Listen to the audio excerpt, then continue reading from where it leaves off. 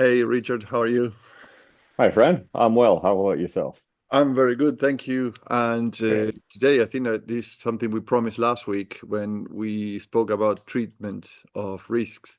And Mm. it's uh, yeah, it's incident management. So how to close the loop on all these. So in our previous Closing the loop. Yeah. yeah, exactly, yeah. So session last week, we explore how organizations identify risk and select treatments that reduce exposure to create value. Mhm. So, but we have not addressed, and we promised, is how real events feed back into that process. And every organization experiences incidents, and those incidents are the moments when a risk actually occurs or a new one emerges. Yeah. So, this session today is focused on how companies capture incidents, understand what they mean, and use them to close the loop between operations, risk, and compliance. So I guess the first question to set a scenario is, what do we mean by an incident? Okay. Most people in business, they're 100% familiar with what an incident is. Yeah, They may or may not be aware of its relationship to risk management and all of this compliance stuff that we've been discussing. But, we can also go over some basic definitions of things as well during the call. So an incident is basically an unplanned event right. with the potential to affect operational or legal or security or safety or compliance outcomes, Yeah, right? It may cause harm, disruption, or breach requirements in some way, or it may simply indicate that conditions have changed. And it can right, also indicate not necessarily a breach, but a near miss of some sort. Yeah. right. So, so then company needs a formal incident reporting Oh, mechanism. yeah. So, all right, Absolutely. Well, first off, regulators expect it, right. Yeah, that you have it. Customers expect it. Auditors expect it. yeah, You and from our perspective, you can't manage risk or compliance without a structured way to capture events, right. to analyze their impact and track follow-up actions, right? Yeah, Without that process, patterns remain invisible and root right, causes can tend to repeat themselves. right. So so mostly so back to the scenarios. What type of incidents should be reported then, or structure? What structures should be Yeah, looked well, after? not just health and safety, like accidents or injuries Yeah, in the the workplace. obvious one. Although that at a minimum is what most companies have, is something Yeah, like that, right? But incidents can also include non-compliance events, right. right? It can, of course, include health and safety incidents or near Yeah, misses, right? But then you've also got things like HR incidents, right. you know, information security breaches or other types of events, operational incidents, customer impacting events, Yeah, supplier incidents, yeah, environmental events, right, right, all those kinds of things can fall in there. There's a plethora of different types. And that should also be editable. What types are available for selection would also depend on the individual company. right, Because depending on the business you're in, you're going to be prone to different types of incidents. right, Yeah. right. So then incidents probably are linked to existing risks, and obviously, Yeah, so how that basically. incidents links to the existing risk then, because if Yeah, you have yeah. Most incidents represent the actual occurrence of a known risk. right, So, for instance, you wouldn't have an incident management around accident or workplace safety if you didn't know there was a risk of injury, right, right? yeah, And when an incident is logged, that related risk should record and be related to the event. yeah, It should also have an impact on likelihood scores because when you have an occurrence of a risk, it reinforces how likely it is to occur. It just right, occurred. yeah, So likelihood goes up, right? You also want to trigger a review of the treatment methods because clearly there's been a failure to prevent that risk from occurring yeah, because an incident occurred, right? You also want to adjust, overall through the calculations, the residual risk.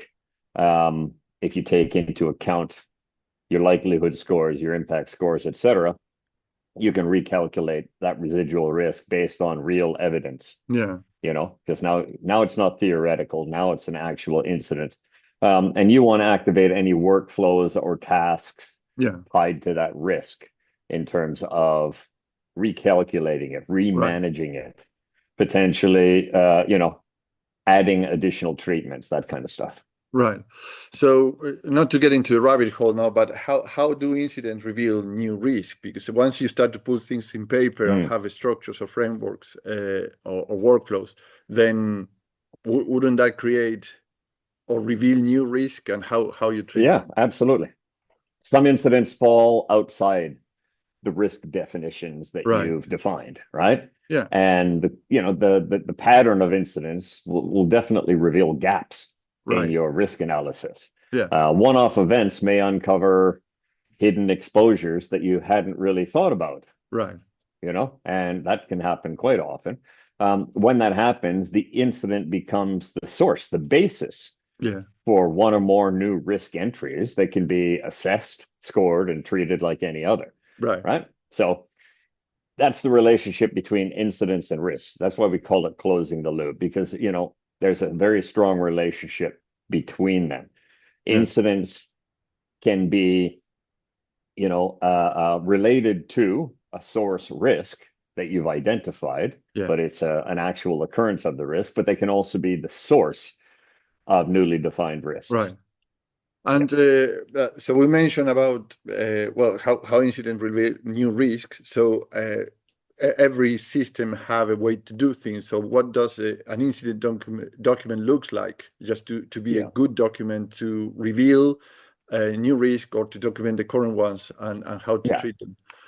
It's fairly common. At a minimum, it should allow you to describe what happened, when Yeah. it happened, who was involved, what category of Right. incident was it, the severity of the incident, whether there were any injuries, whether there was first aid applied, whether or not somebody went to a hospital, and all the related records of that, Right. the immediate impact, right? Yeah. Um, there should also be a root cause analysis, Right. as well as follow up required actions and owners of those actions, people responsible, and all of that should be linked back to relevant risks, Yeah.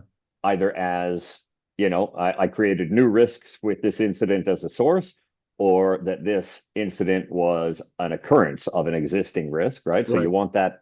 you want that linkage either way, right? Yeah.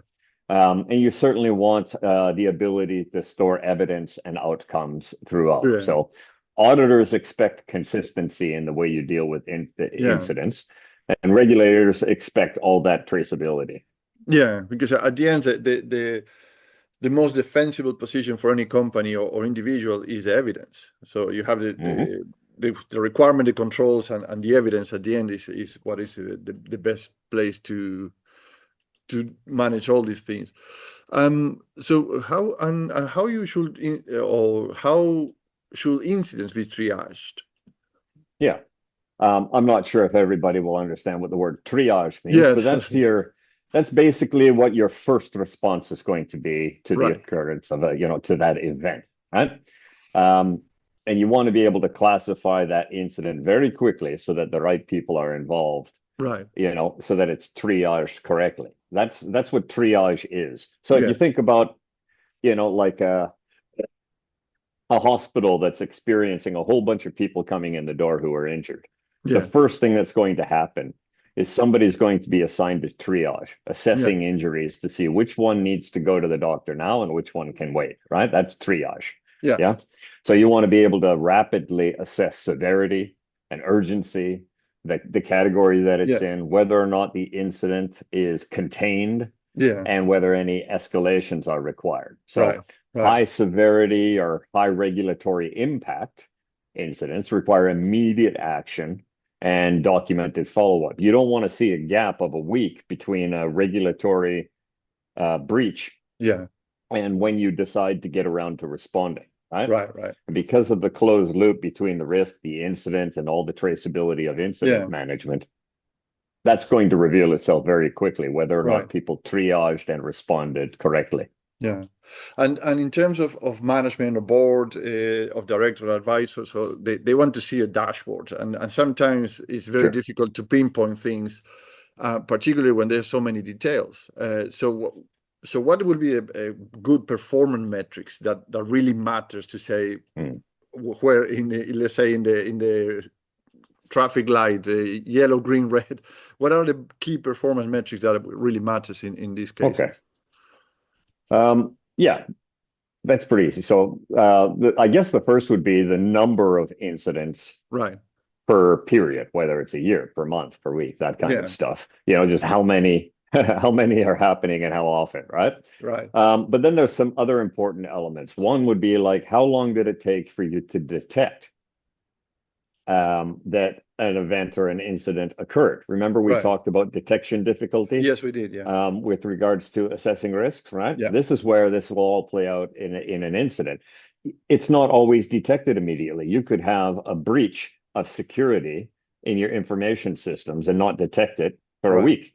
Yeah. And that would be something, okay, now we've got a breach incident, security incident. We're going to manage it effectively now, et cetera, et cetera. But that time to detect is very important to record because that Right. will inform whether detection difficulty is one of the key elements of the risk that Right. you want to manage, right? Also, your time to responding. So the time between detecting something was wrong, Yeah. like a bad incident, and your response time. I mean, that can be the whole world of difference. Right. Immediate response, but late detection can be just as bad as early detection and late response. Right. Right. Right? You also want to know how efficient you are with closing it. Yeah. It can be different and have different requirements, incident type to type, that kind of Right. thing. But you do want to record, how long it takes for you to actually address and close an incident, close it off. You've analyzed it and you've put plans in place for, mitigating the risk Right. associated with that incident rapidly. You did your root cause analysis, et cetera, et cetera. Yeah. And only when you're dealing with incident management in a serious manner, that can be a time to close, can be an important KPI because it basically shows your organization's efficiency Yeah. in dealing with and preventing future incidents, right? Right. You also want to track how many incidents occur that are linked to treatment failures, Right. right? Because that basically, shows the effectiveness of your controls Yeah. and your treatments, right? You certainly want to address near misses, like near misses versus actual losses. Yeah. Oh, that was a close call. We got to report that anyway, Right. Right. right? Like just even like a cable sitting across the office floor, an extension cable that Yeah. almost tripped a guy, you Yeah. know? That is an example of a near miss, Right. right? You kind of want to be able to track that versus actual occurrences, Right. right? Right. Where somebody tripped over it and fell, Yeah. because they should be dealt with every bit as much attention Yeah. as actual occurrences, Yeah. because it's highly likely that the very next time that comes up, it won't be a near miss, Right. right? Right. Um, and then you want to basically kind of have, you know, some trends in terms of the overall severity and frequency Right. of incidents. That's going to be a good way to track things. So Yeah. those metrics show whether your control environments are improving or weakening. Right. Right. Yeah. So I think that this is a big lesson here, hidden, if you may. But a good Mm. protocol is something I mentioned there. I really like it, the near misses, and actually from detection to prevent or action or early detection, late action, or the other way around. Actually, that created a mechanism of feedback that had to be used. And so, Mhm. how should these learnings should feed back into risk treatments? Well, incidents often reveal ineffective treatments Right. Right. or missing treatments, right? when the loop is closed on an incident management, Yeah. treatments are updated or replaced. That's a Right. normal activity, right? Those control treatments were likely strengthened. Yeah, Right. policies may be refreshed.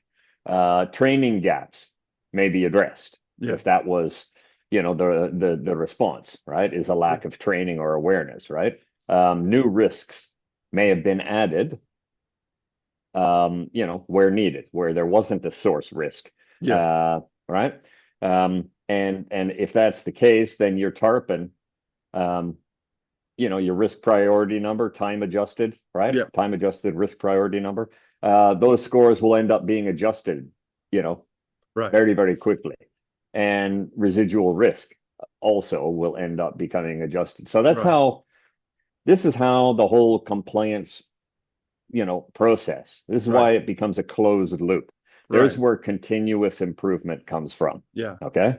So you have a near miss, you treat it the same as an incident, and you're going to put some measures in place to ensure that an extension cable is not strung across the floor in the future, Right. right? Right. And there would be a control that maybe you didn't have before. Maybe you didn't think of the risk. So now you've got a risk for workplace injury by leaving out, uh, tripping hazards on the Yeah. office floor. Yeah. Okay. And now you're going to have somebody as a control check once a day, just walk through the office and check that there aren't any Yeah. tripping hazards sitting across the floor. Yeah. Or you're going to add it to your health and safety training for your staff. Or you're going to make a policy that nothing is to be left sitting across the Yeah. floor where people are walking. Various ways that you can treat that. And that was just a near miss. Yeah. But that's a closed loop. You had an incident, an occurrence, or Yeah. a near miss, right? And now you've created a new risk. Yeah. You've created treatment for it. And then if the incident or a near miss occurs again, it's going to be very clear whether or not your management was effective. Right. Right. Yeah. And so we have the software pAIperTrai. So Yeah. how this software or how pAIperTrai support incident management then? So because we talk about all these things actually are theoretically understandable. So now we bring it back to reality. How pAIperTrai support incident management? Well, yeah, we focused a heck of a lot on all of the frameworks Right. and the risk management object and the various treatment objects and tasks and stuff like that. But Yeah. pAIperTrai also has uh, full incident management for you to close that loop, Right. right? And it connects incidents, risks, and actions into a single continuous workflow. Right. So incidents can be logged via, simple forms or mobile capture Right. with pAIperTrai. Risks can be linked automatically or suggested Right. by the AI if you haven't managed to select any. Right. If you don't generate at least one associated risk, or link it to one source risk at Right. least, then the AI will catch that and will suggest where the linkages should occur or what new risks you should be documenting, Right. right? Right. The system also will automatically update risk scores like Right. likelihood, tarpon, etc., right? We've also it can be suggested, and a lot of those suggestions will be quite accurate. The AI can just suggest follow-up actions, Right. right? When you've done a fairly simple incident report or submission, evidence can be stored with each step, images, documents, et cetera, Right. et cetera, et cetera. And we've got dashboards for revealing the patterns, Right. performance that we discussed earlier. Yeah. There's a tool in there for establishing root cause analysis, right? And that becomes a fairly simple practice, like, figuring out what went wrong to Yeah. cause it's what people do all the time when stuff goes wrong, Yeah. right? Yeah. Everybody does root cause analysis every day. Yeah. Yeah. But it's also cool that pAIperTrai maintains full-on audit trails for all of this stuff, Right. right? Right. All of that stuff is complete and it's automated and it's auditable. And yeah, that's how Yeah. pAIperTrai supports incident management. We provide the tool for that. as Right. well as all the relationships required Yeah. to compliance, risk management, etc. Right. And you mentioned the extension cord and actually as an example, but can we walk through a real world example of these? No, my favorite one, I mean, because it caught a lot of people out. Right. The COVID pandemic Right. is a powerful example of an incident, an event Yeah. that exposed not just one, but several risks Yeah. that were missing or underdeveloped in many organizations, Right. right? So when COVID occurred, it triggered like three distinct risk areas, each Right. of which should already be sitting in someone's risk register, Right. right? One would be workforce availability disruption, Right. right? There's numerous reasons why that can occur: illness waves, quarantine rules, border closures, school shutdowns, Yeah. travel restrictions, all that kind of stuff. Yeah. And then you've got the supply chain interruption, which Right. everybody heard a heck of a lot about. So Yeah. upstream suppliers, could be shut down. There could be transport delays, port Yeah. closures. There could be material shortages and disrupted operations throughout the supply chain. Yeah. And then you've got extended operational shutdown where the business itself has Yeah. been restricted or shut down. All right, government mandates Yeah. specific or sector specific closures, you Yeah.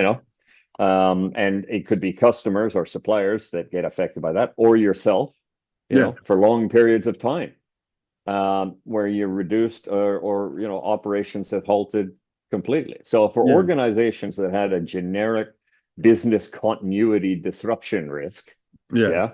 yeah, the likelihood score, was likely very, very low. And it's proven in hindsight that the controls and stuff like that that were put in place for companies who were managing that as a risk were ineffective, Right. right? The impact and likelihood immediately after that occurred, of course, for everybody would have shot up, Right. sharply. Treatments such as remote working capability, supplier diversification, uh, you know, stock levels that you maintain, that kind of stuff, Yeah. all sorts of contingency planning needed urgent attention when that started to happen. Yeah. Now, for organizations without those specific risks, COVID exposed practical blind spots, Right. right? Um, so those three risks should be added to any company's risk register. Yeah. It's been proven that it is a potential risk, regardless of how likely it is, right? Yeah. They should be managed individually because there's numerous reasons why each of them could occur.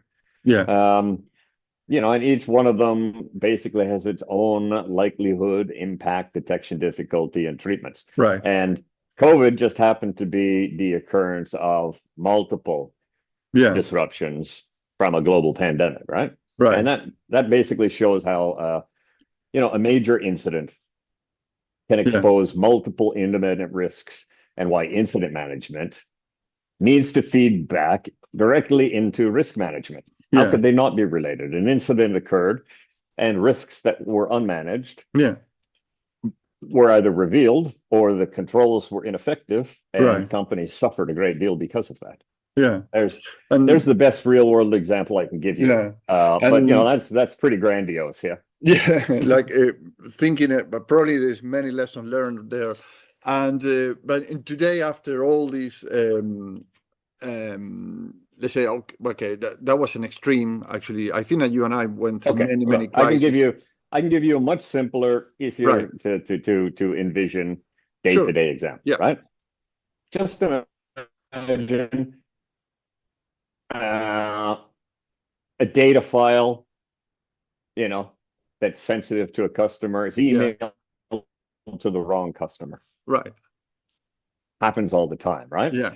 But that is classified as non-compliance with information security practices, Yeah. right? Or It's lease considered a prices or medium salaries severity happen all incident the when that time. happens. Yeah. Yeah. Yeah. The root cause is easy to figure out is that there was no verification step before that attachment got sent to Right. that particular customer, Yeah. right? Um, the related risk, like the risk somewhere in the risk register would have read incorrect handling of customer data, right? Right. And if that risk didn't exist, well, it would be spawned by the incident. Well, now Right. that's a risk we got to manage, right? With a high likelihood. Um, and then you would start putting in place controls, Right. for managing it in order to improve detection difficulty, because you likely wouldn't have known about that non-compliance unless a customer contacted you and told you that they'd been emailed the wrong customer data, Right. right? Right. And that's a terrible thing to have a customer inform you of, a breach like that. Yeah. Yeah. So there's all sorts of follow-up treatments you could put in place. The easiest one is training staff, with a short refresher on the Yeah. importance and to be more careful and mindful. And we've already had an incident, and now we're Yeah. managing that as a risk, right? You could add, mandatory confirmation steps in your business process before you send an attachment to a customer. Right. That can be a part of a lot of CRM platforms, right? Right. Right. Um, and you could monitor periodically, right? Because if you sent it to one wrong customer, is it possible to check and see, have you done it before? Right. Right? That would be Right. part of the incident management, but you know, doing periodic checks to make sure you catch any additional breaches Yeah. in outbound communication to customers would also be another control. There's a bunch of things you can do about it, but Yeah. there's a very simple day to day. It might have no impact. It might be very impactful, Yeah. but you basically want to deal with it in the most responsible way as Yeah. rapidly as possible, so that the residual risk of that occurring again becomes acceptable within the risk appetite of your Right. company. Yeah. And well, we covered a lot. So what was I think that what stands out today is how incidents close the gap between what we think is happening and what is actually happening, as in this Hmm. email example. So risk and controls look structured on paper, but incident shows how the organization behaves in real life, which is quite interesting because sometimes it's not a perfect match. So Hmm. they highlight the gaps, we confirm the strength, and we guide improvement. And this is what Yeah, pAIperTrai does: is bring all that together to capture the event, understands the cause, apply the follow-up actions, and see how the risk changes. So over time, this builds a reliable picture of your environment. It becomes much easier to demonstrate compliance, and we always talk about evidence. So learn from those events and strengthen the organizations with confidence. So, which I think this is correct. yeah, the main thing here is just to make sure that actually what is in paper actually translates into reality and feedback again to make it more stronger. Yeah. Um, And I just reiterate, risk management without incident management yeah, is almost a pointless exercise, right. right? You have to have the feedback, you have to close the loop. Yeah, And incident management without risk management is just inviting more incidents. yeah, So I think it's mission critical to close that loop, to yeah, have both available to our customers, yeah, especially when we're talking about multi-framework compliance, health and safety, all yeah. that kind of stuff. Yeah. Okay, fantastic. I think that we can close today because actually there was last week we spoke about risk management and treatments, and today we closing the loop with the incident management. So I think Mhm. very, very interesting. So I'm going to put these two videos together because I think actually watching them in tandem is a good idea to, as you said, Richard, to close the loop. And I say thank you very much, and we catch up next week again. Great. Thanks, Fran. Okay, fantastic. Thank you very much. Bye bye.